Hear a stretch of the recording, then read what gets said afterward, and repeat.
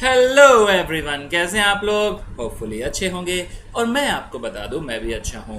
तो बेटा, आज की क्लास में हम स्टार्ट करने जा रहे हैं अपना नया चैप्टर, जिसका नाम है aggregation of income, set off and carry forward of losses. आमतौर पर बेटा इस चैप्टर को set off and carry forward भी बोला जाता है। तो समझते हैं बेटा इस चैप्टर के प्रोविजंस। चलिए शुरू करते हैं।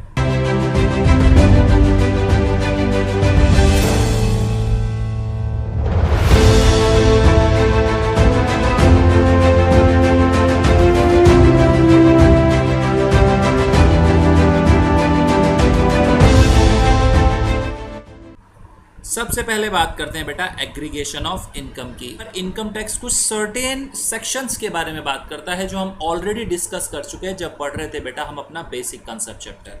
हमने वहां पर पढ़े थे बेटा section number 68, 69, 69A, 69B, 69C और 69D। इन 6 सेक्शन को पढ़ते समय जो हमने बेटा प्रोविजन ध्यान दिया था वो ये था कि अगर असेसिंग ऑफिसर असेसी से इन सेक्शंस में एक्सप्लेनेशन की मांग करता है और अगर असेसी सेटिस्फैक्ट्री आंसर नहीं दे पाता असेसिंग ऑफिसर का, तो उस केस में एओ क्या करता था बेटा, एओ जो इन सेक्शन में अमाउंट हुआ करती थी उन्हें डीम्ड इनकम मान लिया करता था असेसी की, और जो असेसी की टोटल इनकम हुआ करती थी बेटा वो एग्रीगेट कर दी जाती थी। तो बेसिकली बेटा एग्रीगेशन ऑफ इनकम में क्या है, एग्रीगेशन इनकम में असेसी की जो इनकम है उसे एग्रीगेट कर दिया गया है। अभी तक का जो हमने प्रोविजन पढ़े इनकम टैक्स एक्ट में, हम वहां पर बेटा एग्रीगेशन ही करते आ रहे हैं। ठीक है, चलिए नेक्स्ट अब बात करते हैं concept of set off and carry forward of losses. क्या होता है ये concept set off and carry forward of losses का? अभी तक के जो हमने प्रोविजन पढ़े हैं बेटा, हमने ये पढ़ा है कि सैलरी इनकम हमने कंप्यूट करनी सीख ली, एसएससी की सैलरी इनकम कितनी आई, उसकी हाउस प्रॉपर्टी की इनकम कैसे निकलती है वो हमने कंप्यूट कर ली, इनकम फ्रॉम अदर सोर्सेज कैसे कंप्यूट किया जाता है वो हमने सीखा। साथ ही हमने पीजीबीपी को भी सीखा कि पीजीबीपी में कैसे कंप्यूट करते हैं या कैपिटल गेन में कंप्यूट कैसे करते हैं।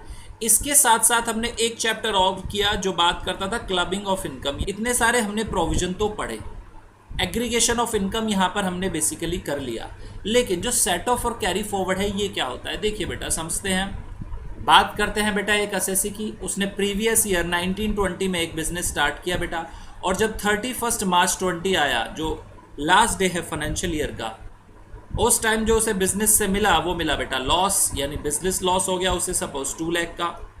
तो इस लॉस का ट्रीटमेंट क्या होगा, ये कैसे डील किया जाएगा? बात करते हैं बेटा दूसरे एसएससी की, उसकी है बिजनेस इनकम 5 लाख रुपीस, ठीक है, लेकिन हाउस प्रॉपर्टी से है बेटा उसे आ रहा है लॉस रुपीस 4 लाख का। तो कैसे डील करेंगे? क्या ये 4 लाख का जो लॉस है वो इस इनकम से एडजस्ट हो जाएगा? अगर एडजस्ट हो जाएगा तो कितनी अमाउंट एडजस्ट होगी, या अगर एडजस्ट नहीं होगी तो क्या असेसी जो है इस लॉस को कैरी फॉरवर्ड कर सकता है, यानी नेक्स्ट असेसमेंट ईयर में ले जा सकता है कि जिस ईयर में उसे प्रॉफिट होगा वहां पर ये रिड्यूस कर लेगा? तो इन सभी क्वेश्चंस के जो आंसर मिला करते हैं बेटा वो हमें मिलते हैं chapter set off and carry forward से। सेट ऑफ का जो मतलब होता है बेटा वो होता है एडजस्ट करना लॉसेस को प्रॉफिट के अगेंस्ट, और कैरी फॉरवर्ड का मतलब क्या होता है, जो सब्सिक्वेंट ईयर होता है उस ईयर में अपने लॉसेस को कैरी कर लेना, वो कहलाता है कैरी फॉरवर्ड। ठीक है, इतना समझ आ गया। तो प्रोविजन इसमें समझते हैं हम चैप्टर में कि सेट ऑफ कैसे किया जाता है लॉसेस का, या कैरी फॉरवर्ड कैसे किया जाता है लॉसेस का। साथ ही बेटा हमने जो 5 हेड्स ऑफ इनकम पढ़े उनके रिगार्डिंग कुछ प्रोविजंस बने हुए हैं कि इस पर्टिकुलर हेड में आप इतनी अमाउंट जो है कैरी फॉरवर्ड कर सकते हैं, इतने सालों के लिए कर सकते हैं। ये सारे प्रोविजंस जो हैं बेटा set off and carry forward में हमें पढ़ने को मिलते हैं। तो करते हैं बेटा शुरू अपने प्रोविजंस को। आइए, inter source adjustment section 70। Inter source adjustment का मतलब क्या होता है बेटा, तो समझिए इंटर सोर्स एडजस्टमेंट का मतलब होता है कि अगर एक सोर्स में असेसी को लॉस हो रहा है बेटा, तो जो इनकम है अदर सोर्स की, यानी सेम हेड की जो इनकम है वो उसके थ्रू एडजस्ट कर सकता है। देखिए समझिए, सपोज असेसी के पास जो है बेटा हाउस प्रॉपर्टी से रेंटल इनकम आ रही है, ठीक है, और दूसरी उसकी क्या है, सेल्फ ऑक्यूपाइड हाउस प्रॉपर्टी है, और सेल्फ ऑक्यूपाइड जो हाउस प्रॉपर्टी है उसके रिगार्डिंग असेसी को बेटा हो रहा है लॉस। तो ये क्या है बेटा, सेम सोर्स है, हाउस प्रॉपर्टी 1, हाउस प्रॉपर्टी 2। अब हाउस प्रॉपर्टी जो सेल्फ ऑक्यूपाइड है उसका लॉस जो है असेसी हाउस प्रॉपर्टी जो रेंटल इनकम रिसीव कर रही है उसके साथ एडजस्ट कर सकता है। इसे बोला जाता है इंटर सोर्स एडजस्टमेंट, यानी सेम सोर्स होगा इनकम का लेकिन आपस में एडजस्टमेंट वो कर सकते हैं। Inter source set of losses under this section, the losses incurred by us in respect of one source shall be set off against income from any other source under the same head of income। same head of income की बात की गई है। With in head assessee के पास source different हो सकते हैं, जैसे कि हमने बात की थी हाउस प्रॉपर्टी की। हेड क्या था? Income from house property. अब उसमें एक से ज़्यादा अगर उसके पास सोर्सेज हैं इनकम अर्न करने के तो उनमें अपने लॉसेस को वो एडजस्ट कर सकता है। इसकी बात की गई है इंटर सोर्स एडजस्टमेंट। ठीक है। Since the income under each head is to be computed by grouping together the net result of the activities of all the sources covered by that head, in simpler terms loss from one source of income can be adjusted against income from another source, both the sources being under the same head.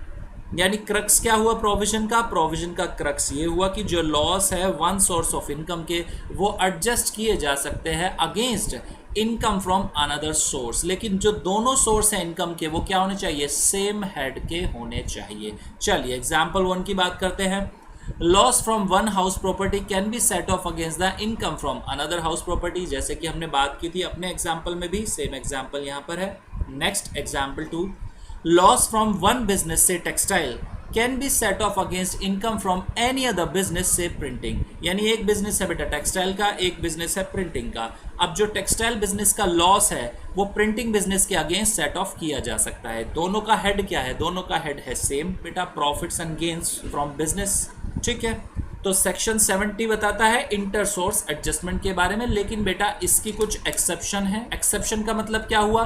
यानी with in same source आप adjust नहीं कर सकते अपने losses against the profits. इन्हें हम बेटा इनपरमिशिबल set of भी बोल सकते हैं या एक्सेप्शन टू सेक्शन 70 भी बोल सकते हैं। चलिए स्टार्ट करते हैं बेटा।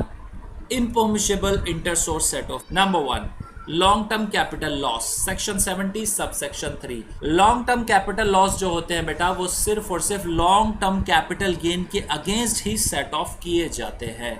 देखिए सेक्शन 70 क्या बात करता था? सेक्शन 70 बात करता था सेम हेड है तो उस हेड में अगर डिफरेंट सोर्सेज ऑफ इनकम है तो आपस में जो है उनके सेट ऑफ किए जा सकते हैं, कोई मनाही नहीं है। लेकिन सेक्शन 70 सब सेक्शन 3 क्या बात करता है? जो लॉन्ग टर्म कैपिटल लॉस है वो सिर्फ और सिर्फ लॉन्ग टर्म कैपिटल गेन के अगेंस्ट ही सेट ऑफ किया जाएगा। तो बेटा ये एक्सेप्शन हो गई सेक्शन 70 की। साथ ही एक बात ध्यान रखना, ये जो रेस्ट्रिक्शन लगी है ये सिर्फ और सिर्फ लॉन्ग टर्म कैपिटल लॉस के ऊपर लगी है। अगर शॉर्ट टर्म कैपिटल लॉस हुआ है असेसी को तो वो शॉर्ट टर्म कैपिटल गेन के अगेंस्ट भी सेट ऑफ कर सकता है और लॉन्ग टर्म कैपिटल गेन के अगेंस्ट भी वो सेट ऑफ कर सकता है, उस पर कोई मनाही नहीं है। नेक्स्ट स्पेक्यूलेशन लॉस, सेक्शन 73 सब सेक्शन 1। देखिए जो स्पेक्यूलेशन बिजनेस का लॉस होता है बेटा, याद करिए स्पेक्यूलेशन बिजनेस हमने पढ़ा था जब पीजीबीपी हम पढ़ रहे थे बेटा। ठीक है, इनकेस किसी स्टूडेंट की क्लास मिस हो रखी है पीजीबीपी की तो बेटा डिस्क्रिप्शन बॉक्स में लिंक दिया हुआ है या आई बटन पर लिंक है, आप दोनों में से कहीं पर जाकर पीजीबीपी का अपनी क्लास देख सकते हैं। तो स्पेक्यूलेशन बिजनेस का जो लॉस होता है बेटा वो सिर्फ और सिर्फ स्पेक्यूलेशन बिजनेस के अगेंस्ट ही सेट ऑफ किया जाता है। अदर देन स्पेक्यूलेशन बिजनेस की कोई इनकम है तो उसके अगेंस्ट स्पेक्यूलेशन बिजनेस का लॉस सेट ऑफ नहीं किया जाता, ये बात ध्यान रखिएगा। Next losses from the activity of owning and maintaining race horses, section 74 capital है sub section 3।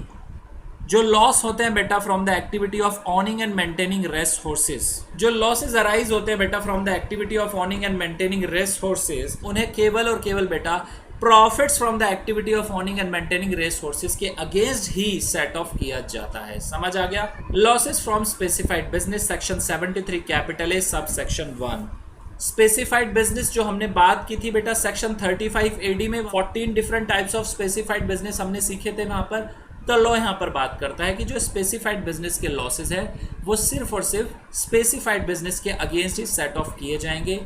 Any other business उसके अगेंस्ट इन्हें सेट ऑफ नहीं किया जा सकता। ठीक है, एक बात ध्यान रखना बेटा, पूरे चैप्टर के लिए आपको बता रहा हूं, जो लॉस होता है बेटा एग्जेम्प्ट सोर्स का, उसे आप किसी भी टैक्सेबल इनकम के अगेंस्ट सेट ऑफ नहीं कर सकते। ध्यान दीजिए बेटा, एग्जेम्प्ट इनकम कौन सी हुआ करती थी? कुछ इनकम हमने सेक्शन 10 में पढ़ी थी जो एग्जेम्प्ट इनकम हुआ करती थी, और साथ ही बेटा जब हम हेड्स ऑफ इनकम कर रहे थे तो उसमें भी स्पेसिफिकली मेंशन की हुई थी कि ये इनकम एग्जेम्प्ट है।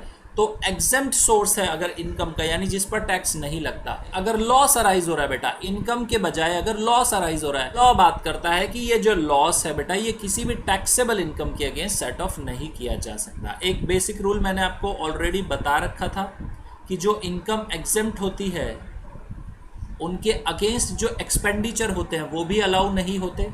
तो उसी प्रोविजन पर बेस्ड ये रूल है कि जो इनकम एग्जेम्प्ट है अगर उसके अगेंस्ट कोई लॉस है तो उसको भी सेट ऑफ नहीं किया जाएगा किसी भी टैक्सेबल इनकम के अगेंस्ट। ठीक है बेटा, चलिए नेक्स्ट अब बात करते हैं इंटर हेड एडजस्टमेंट, यानी अब डिफरेंट हेड्स है।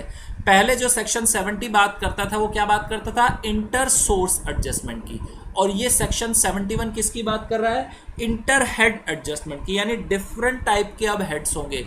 जैसे बेटा हाउस प्रॉपर्टी का कोई लॉस है तो क्या वो कैपिटल गेन्स के अगेंस्ट एग्जेम्प्ट किया जा सकता है क्या? इस तरह की हेड एडजस्टमेंट की यहाँ पर बात की जा रही है। चलिए समझते हैं provision. Loss under one head of income can be adjusted और set off against income under another head. एक हेड से अगर लॉस अराइज हो रहा है असेसी को तो सेक्शन बात कर रहा है कि वो एडजस्ट किया जा सकता है या सेट ऑफ किया जा सकता है against income under another head.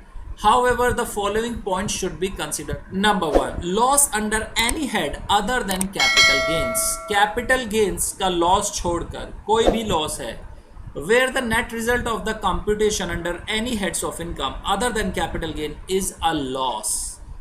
The assessee can set off such loss against his income assessable for that assessment year under any other head including capital gains. देखिए क्या बात कर रहा है यहाँ पर सेक्शन बात करता है कि अगर असेसी को लॉस हो रहा है बेटा, और कौन सा लॉस हो रहा है? अदर देन कैपिटल लॉस, तो उस केस में असेसी जो है इस लॉस को सेट ऑफ कर सकता है किसी भी हेड की इनकम के अगेंस्ट। ये बात करता है section. Next, loss under the head PGBP where the net result of computation under the head PGBP is a loss, such loss cannot be set off against income under the head salaries. देखिए जो PGBP का loss है वो salary के against set off नहीं हो सकता। ये बात करता है सेकंड प्रोविजन। समझ आ गया बेटा इतना? Next, loss under the head capital gains where the net result of computation under the head capital gain is a loss, such capital loss cannot be set off against income any other head. ये already अभी discuss किया हमने कि जो capital gains chapter में कोई loss होता है तो वो सिर्फ और सिर्फ बेटा कैपिटल गेन्स के थ्रू ही एडजस्ट किया जाएगा, उसी हेड में एडजस्ट होगा। अदर देन कोई कैपिटल गेन का हेड है उसमें कोई भी एडजस्टमेंट नहीं की जाएगी उस लॉस की। ठीक है, loss under the head income from house property. House property का लॉस बेटा समझिए, सेक्शन बात करता है कि अगर असेसी को बेटा हाउस प्रॉपर्टी से लॉस अराइज हो रहा है, ठीक है, और वो जो लॉस अराइज हो रहा है वो एक्सीडिंग ₹2 लाख है, यानी 2 लाख रुपए से ज्यादा है, तो उस केस में जो असेसी है अप टू 2 लाख रुपीस का जो लॉस है बेटा किसी भी हेड ऑफ इनकम के साथ बेटा वो सेट ऑफ कर सकता है, और बाकी का जो लॉस होगा उसे वो केवल और केवल इनकम फ्रॉम हाउस प्रॉपर्टी के साथ ही सेट ऑफ कर सकता है। जैसे समझिए बेटा, एक एग्जांपल की बात करते हैं बेटा प्रीवियस ईयर 1920 की। ठीक है, इस केस में असेसी को जो बिजनेस इनकम हुई है बेटा वो हुई है 6 लाख रुपीस की। ठीक है, और एक हाउस प्रॉपर्टी जो है असेसी की हाउस प्रॉपर्टी 1, उससे जो उसे इनकम हुई है वो हुई है ₹2 लाख। ठीक है बेटा, दूसरी जो हाउस प्रॉपर्टी है असेसी के पास हाउस प्रॉपर्टी 2, उससे बेटा उसे हो रहा है लॉस, और वो लॉस हो रहा है कितने का? 4 लाख रुपीस का। ठीक है, तो सेक्शन के प्रोविजन बात करते हैं बेटा कि इन केस अगर असेसी को हाउस प्रॉपर्टी में लॉस हो रहा है और वो लॉस क्या कर रहा है बेटा? एक्सीड कर रहा है 2 लाख रुपीस को, तो लॉ यहाँ पर बात करता है कि असेसी के पास एक ऑप्शन है कि जो अप टू 2 लाख रुपीस तक का लॉस है वो किसी भी हेड्स ऑफ इनकम के साथ वो एडजस्ट कर सकता है। हाउस प्रॉपर्टी के साथ भी कर सकता है, सैलरी के साथ भी कर सकता है, बिजनेस इनकम के साथ भी कर सकता है, कैपिटल गेन के साथ भी कर सकता है, इनकम फ्रॉम अदर सोर्सेज के साथ भी कर सकता है। लेकिन मोर देन 2 लाख का जो लॉस है वो केवल और केवल उसे हाउस प्रॉपर्टी के साथ ही एडजस्ट करना पड़ेगा। तो इस केस में देखिए बेटा हम कैसे टोटल इनकम कंप्यूट करेंगे एसएससी की। 4 लाख का बेटा उसे लॉस हो रहा है हाउस प्रॉपर्टी 2 से, और बिजनेस इनकम कितनी है 6 लाख की, और हाउस प्रॉपर्टी 1 से इनकम कितनी है 2 लाख की। ठीक है, तो हाउस प्रॉपर्टी की इनकम पहले तो ये एडजस्ट की जाएगी बेटा, इनकम फ्रॉम हाउस प्रॉपर्टी। ठीक है, सीक्वेंस हमेशा फॉलो करना है जो हमने पढ़ा है। सबसे पहला बेटा सैलरी आएगा, फिर हाउस प्रॉपर्टी आएगी, फिर पीजीबीपी आएगा, और उसके बाद कैपिटल गेन्स और इनकम फ्रॉम अदर सोर्सेज। ये सीक्वेंस रहता है, सेक्शन भी इसमें सीक्वेंसली है। ठीक है, तो हाउस प्रॉपर्टी में इनकम कितनी है एसएससी को, हाउस प्रॉपर्टी 1 से जो इनकम है उसे है बेटा 2 लाख रुपीज़ की। ठीक है, माइनस सेट ऑफ कर देगा हाउस प्रॉपर्टी का वो लॉस, कितना करेगा बेटा इस केस में 2 लाख का वो सेट ऑफ कर लेगा। ठीक है, तो हाउस प्रॉपर्टी की इनकम कितनी हो गई नील। दूसरी तरफ अब आ जाइए पीजीबीपी में। पीजीबीपी में बिजनेस इनकम कितनी आ रही है एसएससी की, बिजनेस इनकम है बेटा 6 लाख की। ठीक है, अब 6 लाख में से माइनस कर दीजिए, कितना बचा लॉस, 2 लाख का लॉस बचा। ठीक है, ये एडजस्ट हो जाएगा, 4 लाख बचे बिजनेस इनकम के, ये उसकी टोटल इनकम हो गई। लेकिन एक बात यहाँ पर ध्यान दें, सपोज बेटा जो हाउस प्रॉपर्टी 1 है उससे होने वाली इनकम अगर 2 लाख ना होकर सिर्फ और सिर्फ कितनी होती 1 लाख होती, तो कैसे होता।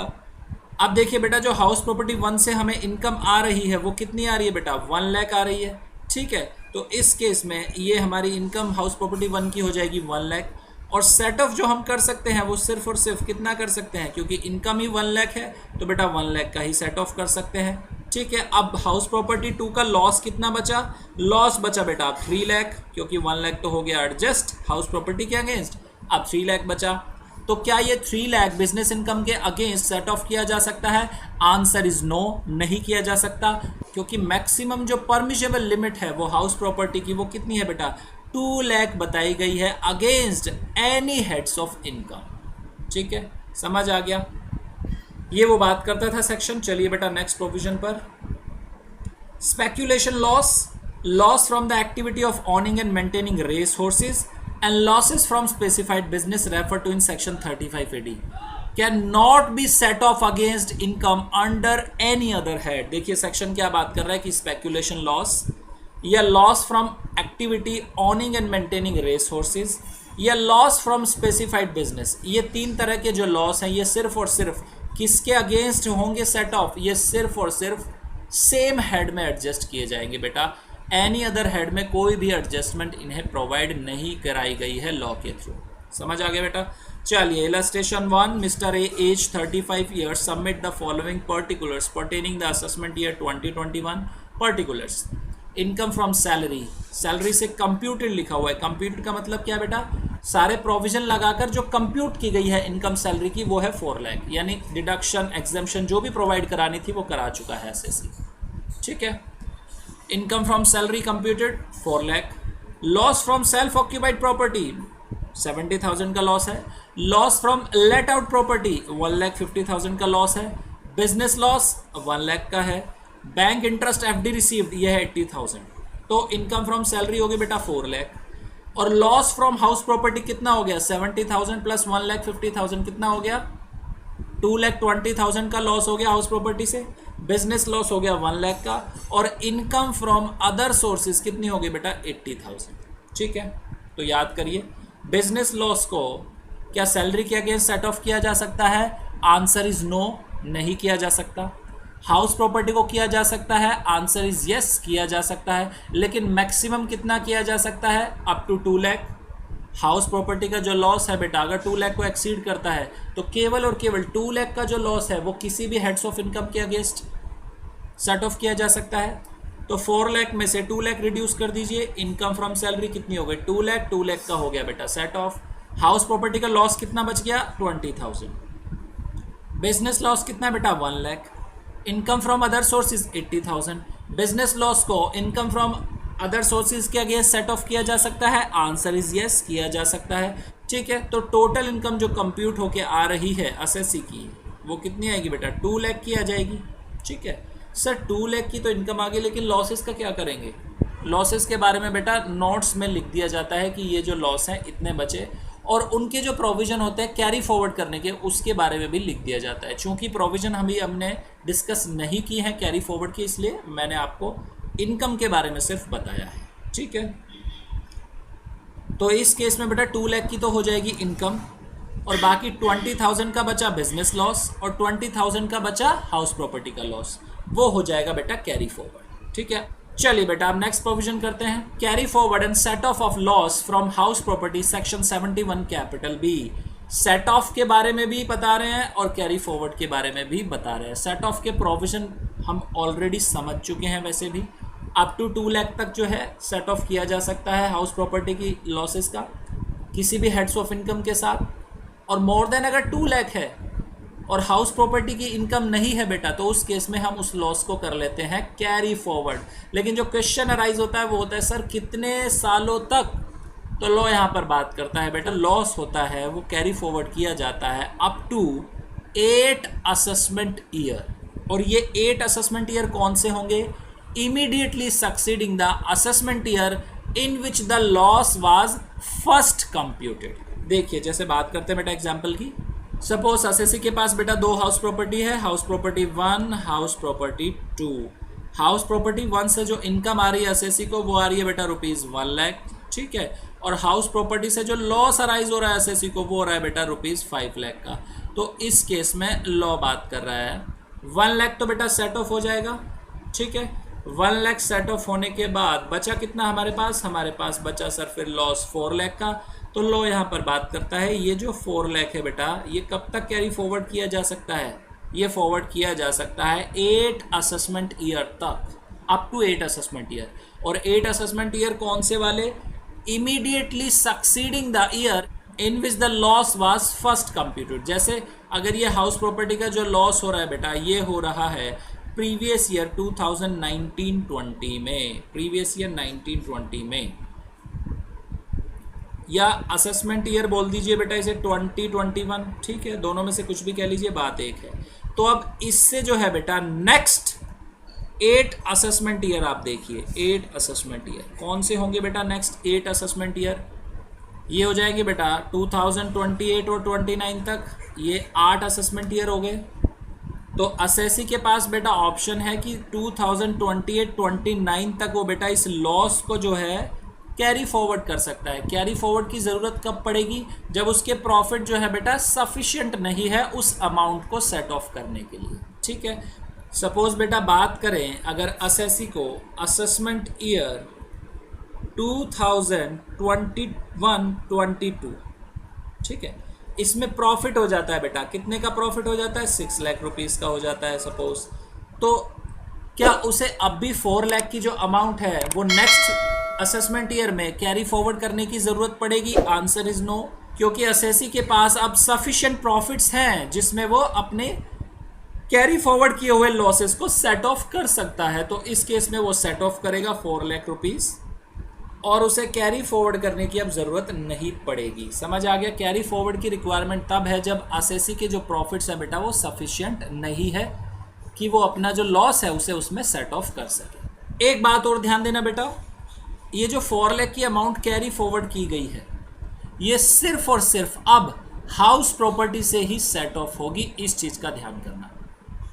जब पहली बार लॉस हुआ था तो उस केस में जो अप टू 2 लाख तक का लॉस है वो तो किसी भी हेड्स ऑफ इनकम के साथ एडजस्ट हो जाएगा, लेकिन जितना बैलेंस बचा है जो कैरी फॉरवर्ड किया गया है फ्यूचर में सेट ऑफ करना है वो केवल और केवल इनकम फ्रॉम हाउस प्रॉपर्टी के साथ ही सेट ऑफ होगा। ये बात ध्यान रखना, ठीक है, समझ आ गया?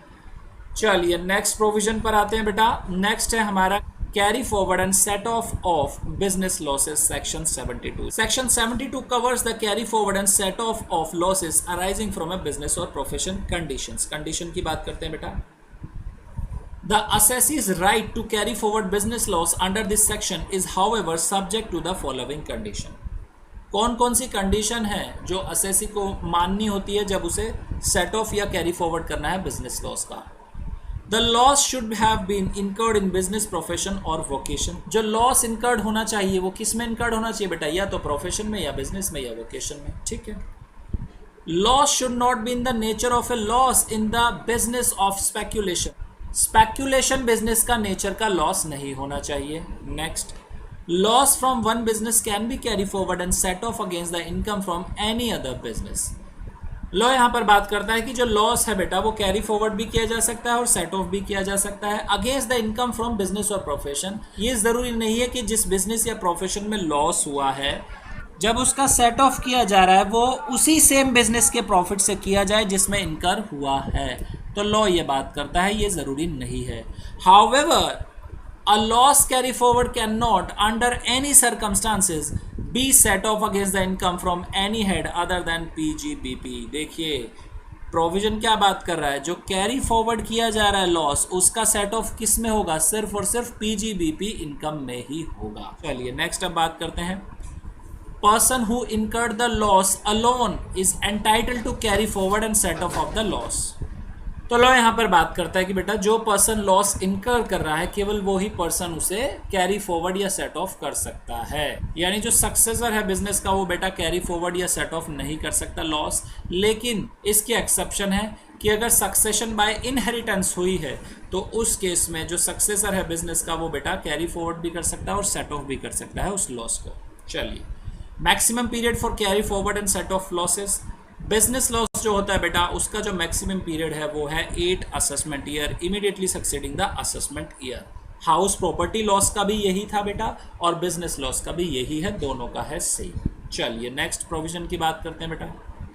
Next is losses in speculation business. जो स्पेक्यूलेशन बिजनेस के लॉस होते हैं बेटा उनको कैसे ट्रीटमेंट किया जाता है समझते हैं। Number 1 set off and carry forward and set off loss from speculation business. Speculation business का हमने ये समझा कि जो स्पेक्यूलेशन बिजनेस का लॉस है वो केवल और केवल स्पेक्यूलेशन बिजनेस के अगेंस्ट ही बेटा सेट ऑफ किया जाता है। अब कैरी फॉरवर्ड के प्रोविजन समझ लेते हैं। तो लॉ यहाँ पर बात करता है speculation is deemed to be a business distinct and separate from any other business carried on by the assessee.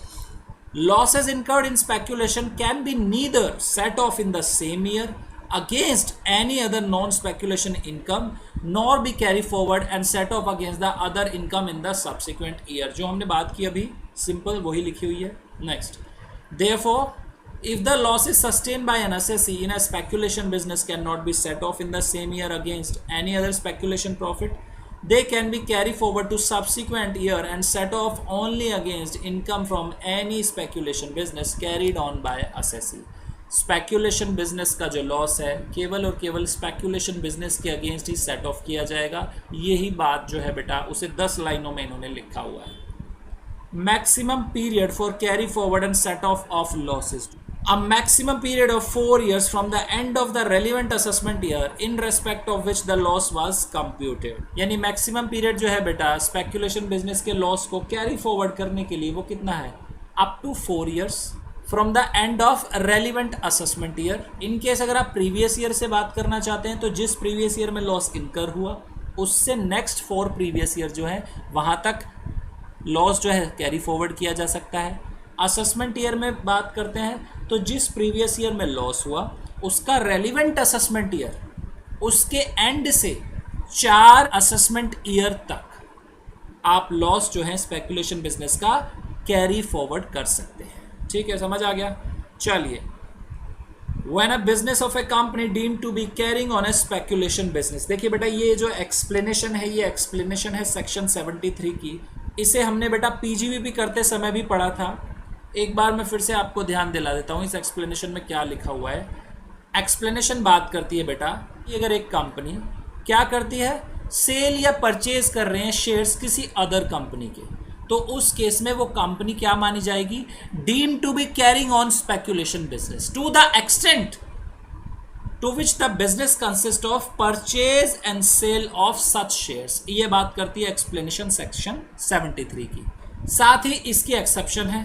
Exception क्या बात करती है कि डीमिंग प्रोविजन अप्लाई नहीं होंगे फॉलोइंग कंपनीज पर। कौन कौन सी company, a company whose gross total income consist of mainly income chargeable under the head interest on securities, income from house property, capital gain, income from other sources। एक company जिसकी gross total income में mainly जो income arise हो रही है वो कहाँ से अराइज हो रही है बेटा, इंटरेस्ट ऑन सिक्योरिटीज से आ रही है, या इनकम फ्रॉम हाउस प्रॉपर्टी है बेटा, या कैपिटल गेन है, या इनकम फ्रॉम अदर सोर्सेज है। जो मेनली इनकम है वो इसकी इन हेड्स में आ रही है, तो उस केस में डीमिंग प्रोविजन जो है सेक्शन 73 की एक्सप्लेनेशन के वो एप्लीकेबल नहीं होंगे, यानी वो कंपनी जो है ये नहीं मानी जाएगी कि ये स्पेक्यूलेशन बिजनेस जो है कैरी कर रही है। दूसरी बात, a company the principal business of which is business of trading in share, business of banking, business of granting of loans and advances.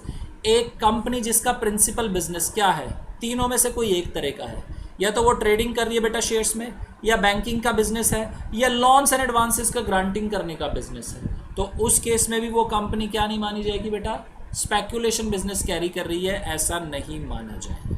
ठीक है, समझ आ गया आपको। चलिए अब नेक्स्ट प्रोविजन की तरफ बढ़ते हैं।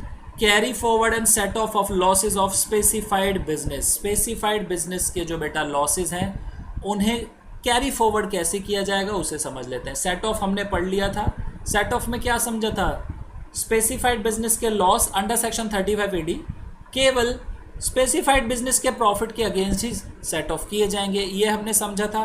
कैरी फॉरवर्ड की बात करें तो लॉ यहाँ पर बात करता है अनलिमिटेड ईयर्स तक आप कैरी फॉरवर्ड कर सकते हैं, यानी मैक्सिमम टाइम लिमिट कोई भी प्रोवाइड नहीं की गई है। डेप्रिशिएशन की तरह असेसी जो है इस लॉसेस को भी बेटा वो कैरी फॉरवर्ड कर सकता है, जैसे डेप्रिशिएशन किया जाता है n नंबर ऑफ ईयर्स तक, यानी जब तक वो सेट ऑफ ना हो जाए तब तक जो है कैरी फॉरवर्ड करने का प्रोविजन होता है डेप्रिशिएशन का। ऐसे ही बेटा स्पेसिफाइड बिजनेस का अगर लॉस है तो वो भी जब तक सेट ऑफ ना हो जाए तब तक जो है कैरी फॉरवर्ड किया जाएगा। ठीक है, अब एक बात और समझिए बेटा, जब हम सेक्शन 35 AD कर रहे तो वहाँ पर भी मैंने आपको बताया था कि जो स्पेसिफाइड बिजनेस के लॉसेस होते हैं वो स्पेसिफाइड बिजनेस के इनकम के अगेंस्ट ही सेट ऑफ किए जाते हैं, भले ही उस स्पेसिफाइड बिजनेस को बेटा डिडक्शन ना मिल रही हो सेक्शन 35 AD में। जैसा बेटा हम बात करें कि एग्जाम्पल की असेसी के पास है बेटा एक हॉस्पिटल, 100 बेड वाला ये हॉस्पिटल है बेटा। ठीक है, स्पेसिफाइड बिजनेस में कवर हो गया, आंसर इज यस, कवर हो गया।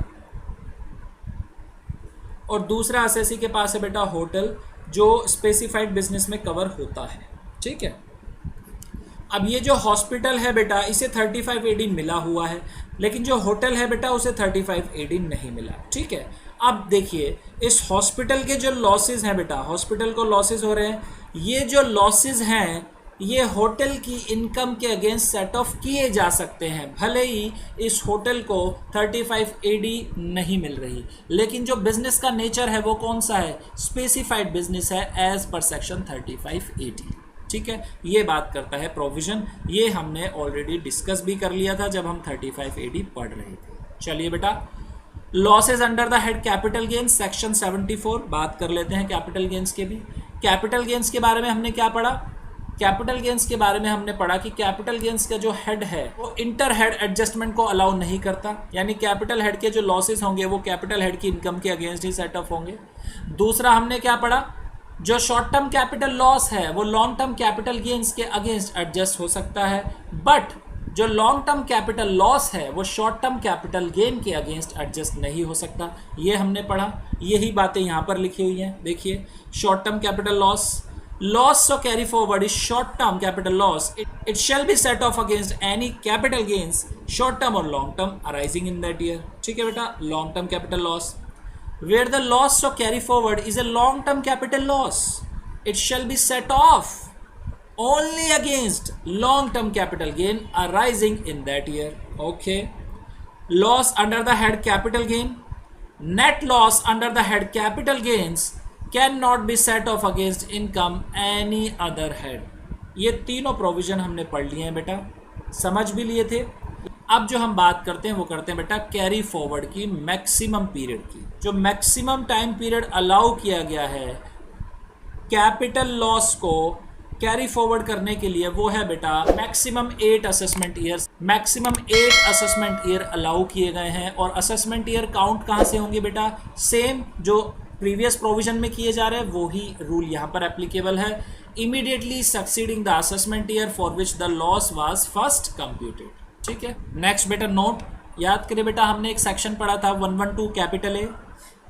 जो लॉन्ग टर्म कैपिटल गेन्स के ऊपर रेट की इंप्लीकेशंस के बारे में बात करता था, और 3 तरह की वहां पर स्पेसिफाइड असेट्स के बारे में वो बात किया करता था। इक्विटी शेयर्स के बारे में बात करता था, units of equity oriented fund और यूनिट ऑफ बिजनेस ट्रस्ट। उस केस में जो रेट लगा करता था लॉन्ग टर्म कैपिटल गेन्स पर, वो कितना लगता था बेटा, 10% का लगा करता था। तो लो यहाँ पर बात कर रहा है जो 3 तरह की हमने कैपिटल एसेट के बारे में बात की थी, अगर उन कैपिटल एसेट्स की ट्रांजैक्शन पर एसएससी को बेटा लॉन्ग टर्म कैपिटल लॉस होता है, तो उस पर भी सेक्शन 70 सबसेक्शन 3 और सेक्शन 74 के प्रोविजन एप्लीकेबल हो जाएंगे। यानी जो हमने पढ़े हैं बेटा basically provision long term capital gains के लिए, वो सारे के सारे उन पर भी एप्लीकेबल हो जाएंगे, ये बात की गई। ठीक है बेटा, समझ आ गया। चलिए नेक्स्ट अब बात करते हैं बेटा सेक्शन 74 कैपिटल ए सबसेक्शन 3 की, losses from activity of owning and maintaining race horses. Section 74 capital A subsection 3, activity of owning and maintaining race horses से अगर एसएससी को कोई लॉस होता है, उसके बारे में हमने सेट ऑफ के क्या प्रोविजन पढ़े। हमने पढ़ा कि सेट ऑफ जो किया जाएगा उस लॉस का केवल profits from the activity of owning and maintaining race horses, ये हमने पढ़ा था। ये ही बात बेटा फर्स्ट प्रोविजन में लिखा हुआ है।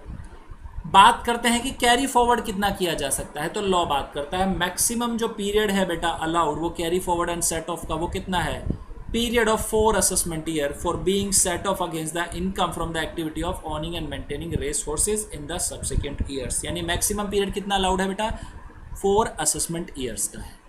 2 केस में 4 असेसमेंट ईयर का जो है बेटा मैक्सिमम पीरियड अलाउड है। कौन कौन सा, एक तो हो गया लॉस फ्रॉम स्पेसिफाइड बिजनेस, और दूसरा हो गया हमारा loss from activity of owning and maintaining race horses.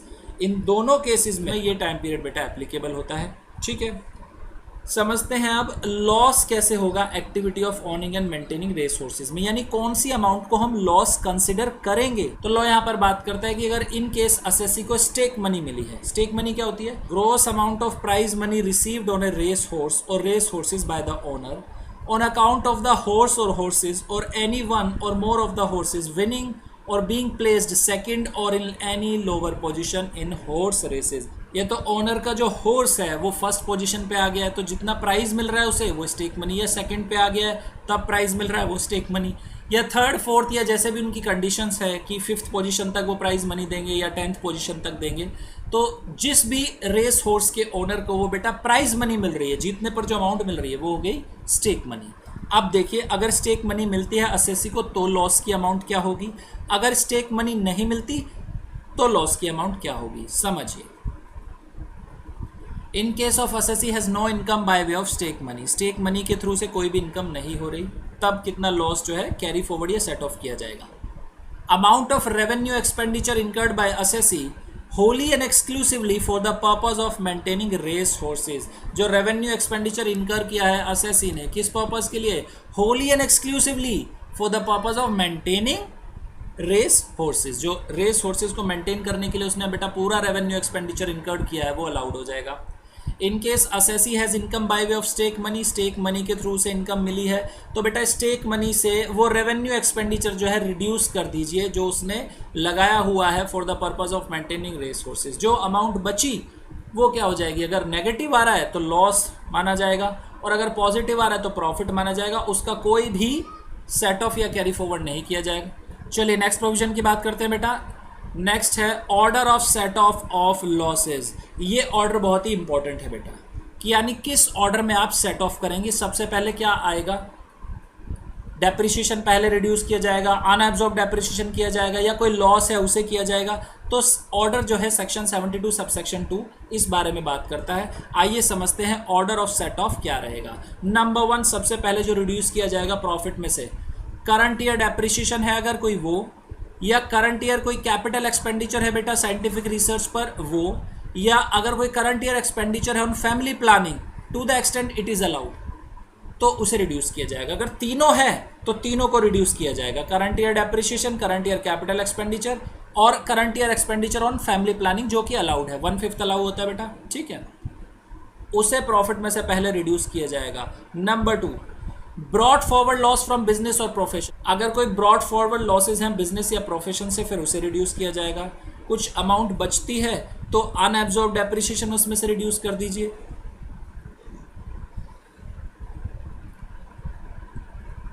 अगर बैलेंस अभी भी बचता है, अनएब्जॉर्ब्ड कैपिटल एक्सपेंडिचर और साइंटिफिक रिसर्च, उसे रिड्यूस कर दीजिए। अनएब्जॉर्ब्ड की बात की जा रही है बेटा, यानी कैरी फॉरवर्ड वाले की, जो प्रीवियस ईयर से कैरी फॉरवर्ड होके आया है, साइंटिफिक रिसर्च का एक्सपेंडिचर, उसे अब रिड्यूस करने की बात की जा रही है।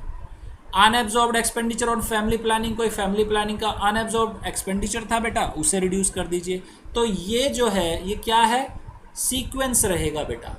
नंबर 1 पे current year depreciation, current year capital expenditure scientific research पर, या current year expenditure on family planning. फिर जो बैलेंस प्रॉफिट बचेंगे उसमें से रिड्यूस होगा बेटा ब्रॉट फॉरवर्ड बिजनेस लॉस या प्रोफेशन लॉस।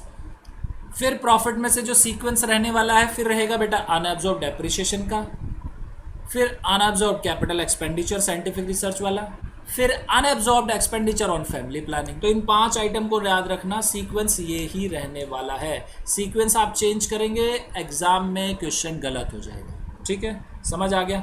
चलिए सेक्शन 80 की बात करते हैं बेटा, submission of return of losses. Section 80 क्या बात करता है बेटा, सेक्शन 80 सेक्शन 80 बात करता है बेटा, इन केस असेसी इनकर कर रहा है कोई बिजनेस लॉस, या कोई स्पेक्यूलेशन बिजनेस लॉस, या बेटा लॉस फ्रॉम स्पेसिफाइड बिजनेस, या कैपिटल गेन्स में कोई लॉस है, या loss from activity of owning and maintaining race horses है, तो उस केस में इन सभी लॉसेस को अगर असेसी कैरी फॉरवर्ड करना चाहता है तो बेटा उसे रिटर्न जो है मैंडेटरी है फाइल करना। इन केस रिटर्न में बेटा इन लॉसेस को वो मेंशन नहीं करता, तो जो टाइम पीरियड हमने कैरी फॉरवर्ड का पढ़ा वो बेटा लैप्स हो जाएगा। असेसी कैरी फॉरवर्ड नहीं कर सकता फिर इन लॉसेस को। एक बात बेटा यहाँ पे ध्यान देना, क्या यहाँ पर हाउस प्रॉपर्टी लॉस के बारे में बात हुई? Answer is no. यानी अगर असेसी हाउस प्रॉपर्टी का लॉस इनकर कर रहा है तो जो टाइम पीरियड मेंशन किया गया है सेक्शन 139 सबसेक्शन 1 में रिटर्न फाइलिंग के लिए, उसमें भले ही वो उस लॉस को मेंशन करे या ना करे, तब भी वो लॉस को क्या है बेटा कैरी फॉरवर्ड कर सकता है। साथ ही बेटा ध्यान देना, अनएब्जॉर्ब्ड डेप्रिसिएशन पर भी ये प्रोविजन एप्लीकेबल नहीं होता। अनएब्जॉर्ब्ड डेप्रिसिएशन पे जो प्रोविजन एप्लीकेबल होते हैं वो होते हैं सेक्शन 32 के। ठीक है, समझ आ गया इतना बेटा? तो हमने क्या पढ़ा बेटा, एक बार सम अप करते हैं। देखिए set off and carry forward of losses. देखिए set off and carry forward कैसे किया जाता है। सबसे पहले पढ़ा था हमने बेटा inter source set of losses under the same head of income.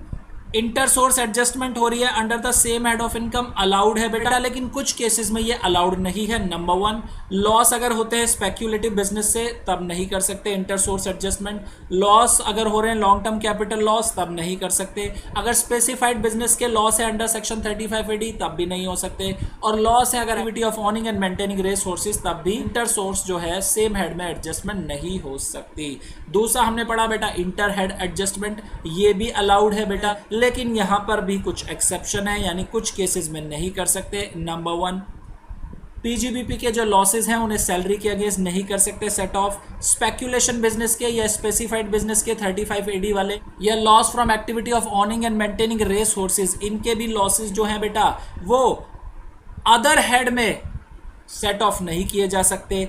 Capital gain के जो लॉसेस हैं बेटा वो भी अदर हेड में नहीं किए जा सकते। और जो हाउस प्रॉपर्टी के लॉसेस हैं बेटा वो अप टू 2 लाख तक एनी हेड्स ऑफ इनकम के साथ एडजस्ट हो जाएंगे, बट मोर देन 2 लाख जो है वो नहीं किए जा सकते इंटर हेड एडजस्टमेंट। ठीक है बेटा, चलिए अब बात कर लेते हैं बेटा कैरी फॉरवर्ड टाइम लिमिट के लिए।